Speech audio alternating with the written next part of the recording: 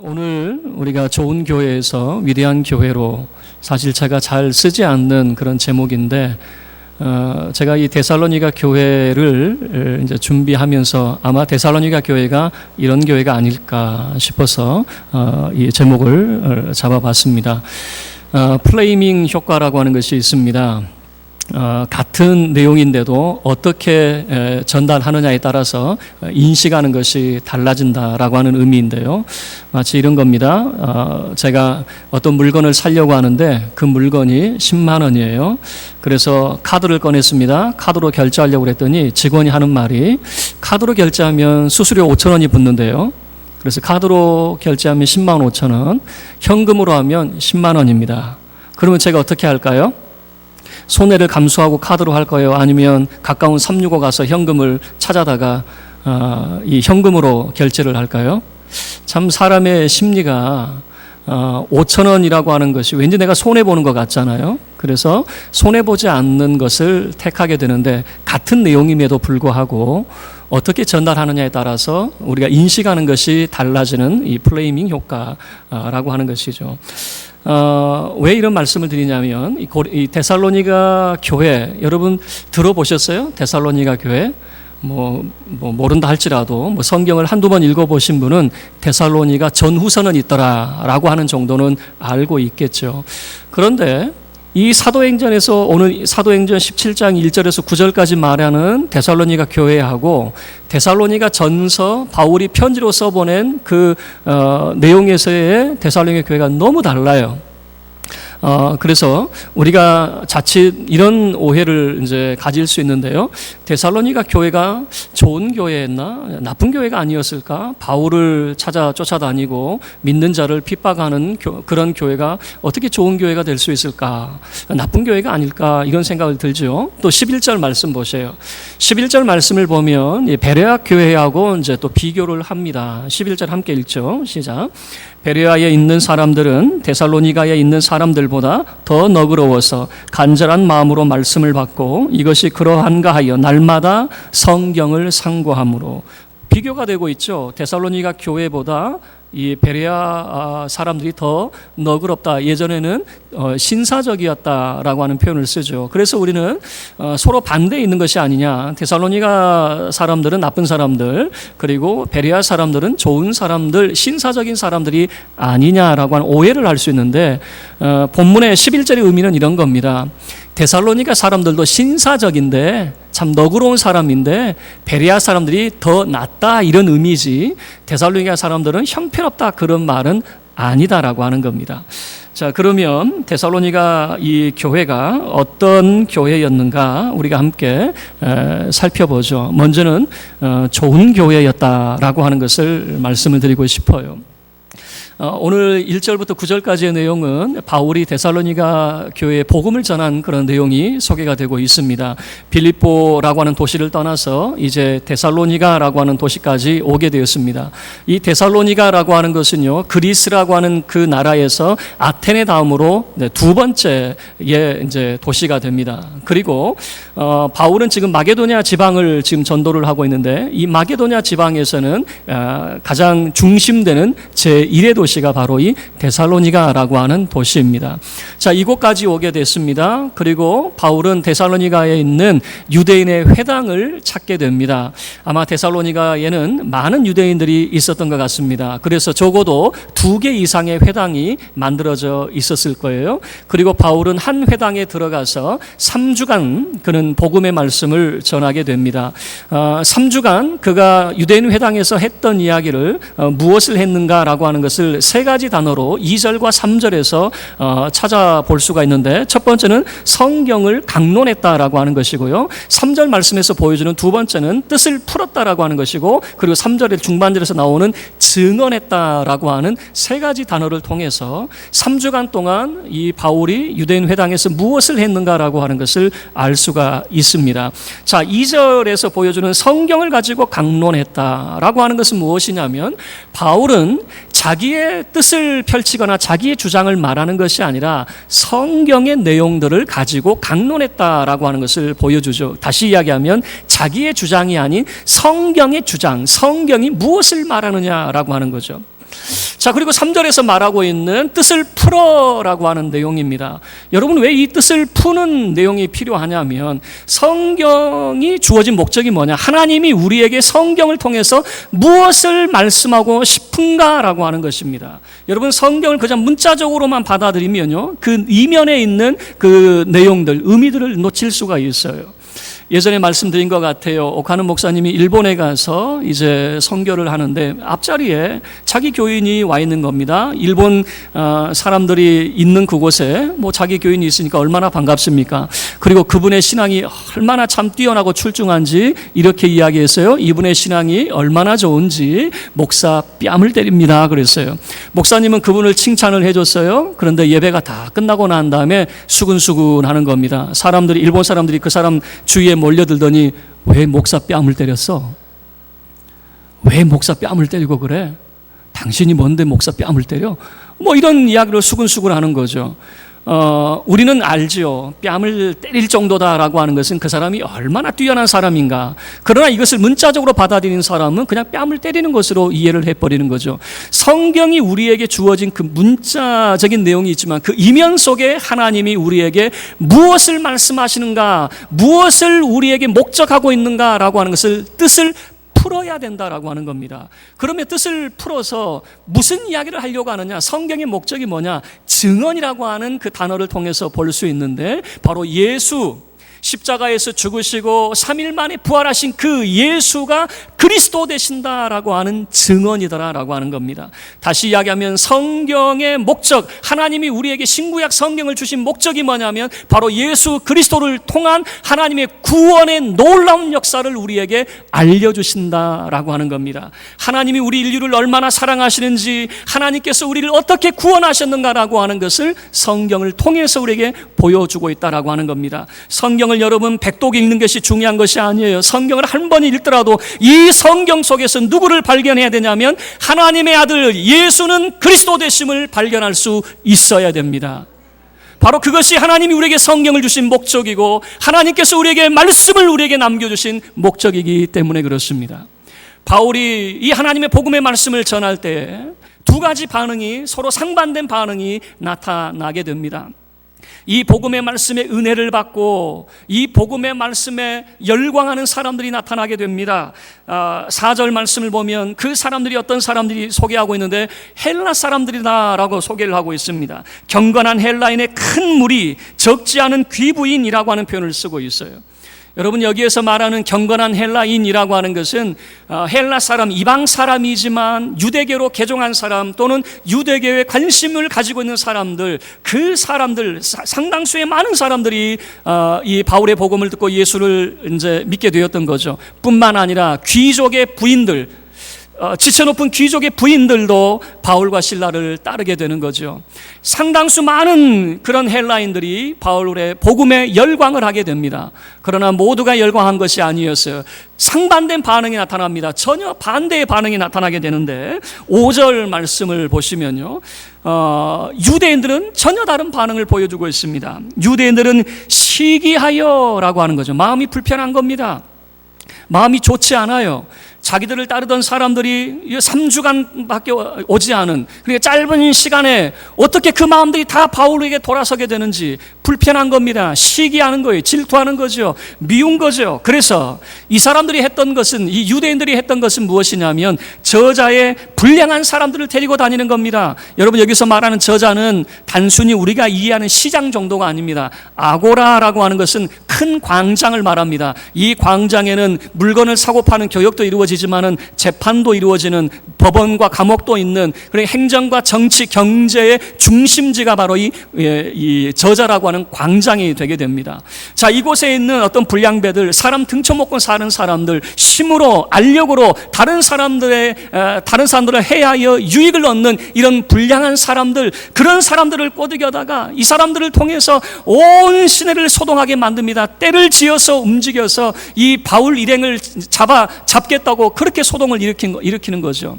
그리고 결국에는 야손이라고 하는 아마 바울을 환대하고 영접했던 사람인 것 같아요. 그 야손의 집에 침입을 하게 됩니다.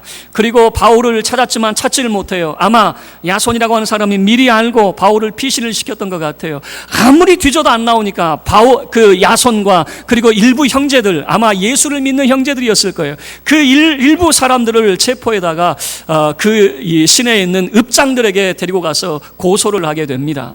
여기서 이 읍장들이라고 하는 표현을 쓰고 있는데요, 이 F.F. 브루스라고 하는 신약학자는 뭐라고 이야기하냐면, 비문을 통해서 연구를 해보니까 고대 사회에 5명의 행정관들이 한 도시를 다스리게 됩니다. 그러니까 여기서 말하는 읍장들은 우리가 이 5명으로 구성된 행정관으로 이해하면 좋을 것 같아요. 오늘날로 치면은 구청장들, 그런, 아니면 과거 시대의 사또들, 뭐 이런 모임이라고 생각하면 좋을 것 같아요. 자, 이 읍장들에게 데리고 가서 고발을 합니다. 고발의 내용이 뭐냐면 7절의 내용입니다. 야손이 그들을 맞아들였다라고 하는 것이죠. 그들은 바로 바울과 실라 일행이 되겠죠. 이 사람들이 다 가이사의 명을 거역하여 말하되 다른 임금 곧 예수라는 이가 있다 하더이다. 자, 가이사의 명령을 거절했다라고 하는 거죠. 가이사의 명령을 거역했는데 어떻게 거역했느냐? 다른 임금, 예수가 임금이라고 주장하는 사람이다라고 하는 거죠. 여러분, 이 말은 무슨 말이냐면요, 황제가 임명하지 않은 왕을 추종한다라고 하는 것은 반역죄에 해당하게 됩니다. 이 황제가 공식적으로 임명하지 않았는데 그 사람을 왕으로 추정한다. 여러분, 로마 제국은 한 나라가 아니지요. 전쟁에 의해서, 침략에 의해서 로마 제국이라고 하는 큰 나라를 만들었기 때문에 끊임없이 독립운동이 일어나고 있었어요. 그런데 황제가 임명하지 않은 자기들의 임금이 있다. 이것은 이 소위 말하면 반역 행위에 속하게 되죠. 그래서 8절 말씀을 보면 그 말을 듣고 무리와 읍장들이 소동하게 되었다라고 하는 표현을 쓰죠. 그들이 소동하게 된 이유는 무엇이냐면 그 시대에 가장 민감한 내용이 뭐냐면 반역과 관련된 것이거든요. 그 당시에 매우 민감한 상황이에요. 왜냐하면 반역이 일어났다 그러면 로마의 군대가 총 출동해서 그 도시를 쑥대밭으로 만들어버리게 되죠. 그러니까 이 읍장들이 깜짝 놀랍니다. 도대체 이게 무슨 일인지 아마 이제 다 살펴봤겠죠. 그리고 이제 최종 결정은 뭐냐면 9절 말씀을 통해서 보여주는 것은 이런 거죠. 이 보석금을 받고 놓아줬다라고 하는 건데 이런 내용인 것 같아요. 이제 다 살펴봤어요. 살펴봤더니 예수가 임금이다라고 하는데, 여러분, 자, 우리 믿는 자의 입장에서는 예수님은 죽으셨다가 부활하신 하나님의 아들이시고 여전히 살아계신 분이지만, 안 믿는 사람 입장에서 예수는 죽은 사람이에요, 산 사람이에요? 안 믿는 사람 입장에서 예수는 죽은 사람일까요, 산 사람일까요? 이 읍장들 입장에서는 예수는 죽은 사람이에요. 그러니까 이것이 어떤 군사적인 어떤 행동들을 나타내거나 정치적인 목적이 아니라 순전히 종교적인 목적이다라고 하는 것을 알게 되었겠죠. 그래서 어떻게 해야 할 도리가 없어요. 이거는 반역죄가 아니고 그냥 종교적인 문제였다라고 하는 것이죠. 그래서 그러나 보석금을 받고 풀어졌습니다. 아마 조건을 걸었던 것 같아요. 무슨 조건이냐면, 너희들 다시는 바울 일행을 만나지 마. 만약에 2번 다시 바울 일행을 만나게 되면 더 엄중한 형벌을 가할 거야 라고 하는 어떤 조건을 걸고 풀어줬던 것 같아요. 왜 그러냐면 이 데살로니가에 이 바울이 쓴 편지 내용을 보면 이런 내용이 등장이 됩니다. 바울이 내가 데살로니가에 가고 싶었지만 사탄이 막았다라고 하는 내용을 써요. 여러분이 사탄이 막았다라고 하는 것은 이런 거죠. 바울은 데살로니가에 가고 싶었지만 갈 수 없는 환경이다라고 하는 겁니다. 나는 가고 싶어요. 만약에 내가 간다고 하면 야손과 또는 일부 형제들이 다칠 수 있는 겁니다. 해를 당할 수가 있는 거죠. 그래서 마음은 가고 싶지만 갈 수 없는 형편이다. 사탄이 막았다라고 하는 그런 표현을 쓰고 있던 거죠. 자, 여러분, 여기까지 이 사도행전에서 보여주는 데살로니가의 모습입니다. 여러분, 좋은 교회입니까? 나쁜 교회입니까? 여러분이 현상적인 모습만 보면 나쁜 교회인 것 같아요. 그러나 좋은 교회입니다. 왜 좋은 교회라고 말할 수 있냐면 그 어려운 환경 속에서 세워진 교회이기 때문에 그렇습니다. 좋은 환경이 아니라 유대인들이 득달같이 달려들고 있는 정말 시기심으로 불타오르는 그 사람들이 있는 그 현장에서 세워진 교회이기 때문에, 그 어려운 환경 속에서 세워진 교회이기 때문에 여러분, 그 교회는 나쁜 교회가 아닌 좋은 교회라고 말할 수 있다라고 하는 것이죠. 자, 좋은 교회, 그 다음에 이 좋은 교회에서 위대한 교회로, 여러분이 이 위대한 교회라고 하는 것은 사도행전에서는 찾아볼 수가 없어요. 데살로니가 전후서에 바울이 데살로니가 교회에 쓴 그 편지 내용을 통해서 우리가 알 수가 있습니다. 바울이 데살로니가 교회를 향해서 쓴 편지가 있는데, 그 편지 내용을 통해서 어떻게 교회를 소개하고 있느냐라고 하는 것이에요.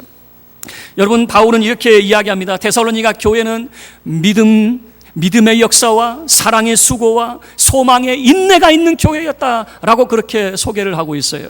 뿐만 아니라 이 데살로니가 교회는요, 믿음의 소문이 퍼져나간 교회였다. 아가야와 마게도냐 전 지역에 그 믿음의 좋은 소문이 퍼져나갔다고 이야기합니다. 이 데살로니가 교회가 어떻게 그 우상들을 다 내버리고 그 어려운 환경 속에서도 어떻게 믿음을 지켰고, 정말 그들이 어떻게 믿음의 본을 보이고 있는지 그 믿음의 소문이 온 지역에 퍼져나가고 있었다라고 하는 것이에요. 뿐만 아니라 우리는 데살로니가 교회 그러면 베레아 교회와 이렇게 살펴봐서 너그럽지 못한 그런 곳으로 생각하는데, 사도 바울은 데살로니가서 2장 13절 말씀을 통해서 이렇게 말하고 있습니다. 데살로니가 교회는요, 하나님의 말씀을 받을 때 사람의 말로 받지 않고 하나님의 말씀으로 받은 교회였다고 소개를 하고 있습니다. 여러분, 그 교회는 바울이 말씀을 전할 때 사람의 말로 받지 않았어요. 하나님의 말씀으로 받은 교회였다라고 하는 거죠. 말씀에 대한 진지함이 있었습니다. 하나님이 우리에게 주신 말씀으로 받아들이는 교회였다라고 하는 것이에요. 바울이 기억하는 데살로니가 교회는 위대한 교회였어요. 어려운 환경 속에서도 세워진 교회일 뿐만 아니라 믿음을 지키고 믿음의 본이 되고 믿음의 소문이 나는 그런 건실한 교회였다라고 하는 것이죠. 그리고 그는 이렇게 이야기합니다. 믿음이 자랄 뿐만 아니라 사랑이 풍성한 교회였다고 이야기합니다.